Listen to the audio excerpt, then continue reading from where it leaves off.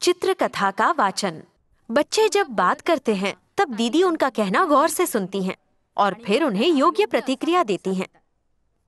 अगर कुछ बच्चों का निरीक्षण सही ना भी हो तो भी दीदी उन्हें उनका विचार बताने का मौका देती हैं। बच्चे अपनी बोली भाषा में बात करती हैं। दीदी उसे स्वीकारती हैं, लेकिन खुद प्रमाण भाषा में बात करती हैं। चित्रकथा का वाचन।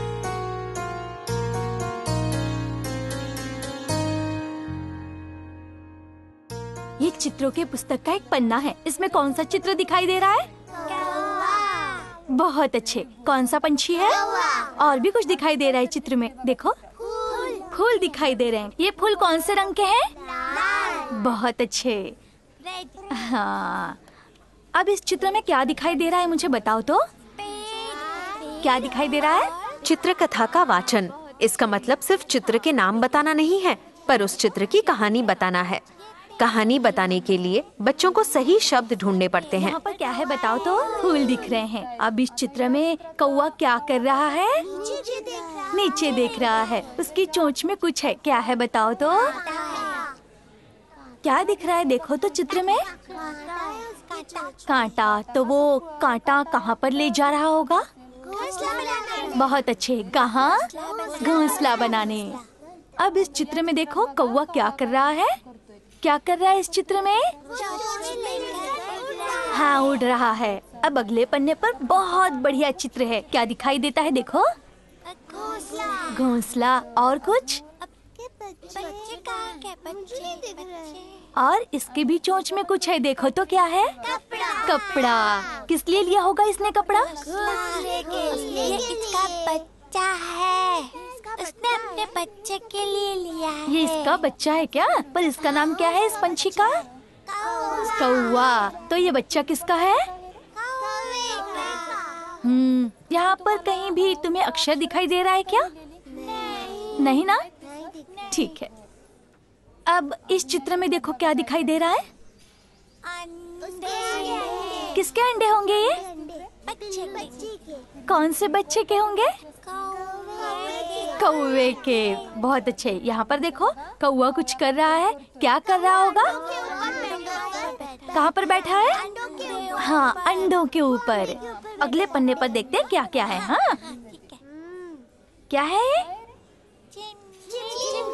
कौवे के चोंच में कुछ है। देखो तो क्या दिखाई दे रहा है? कीड़ा। कीड़े को कहाँ पर ले जा रहा है वो?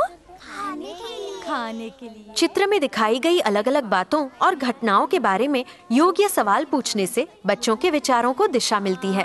कितने? 3 कौवे। अब देखो, हाँ, यहाँ पर कुछ बढ़िया सा है। एक नया प्राणी यहाँ पर दिखाई दे रहा है। कुत्ता दिखाई दे रहा है। और क्या है? म्याऊ। वो क्या कर रही है? कहाँ पर देख रही है?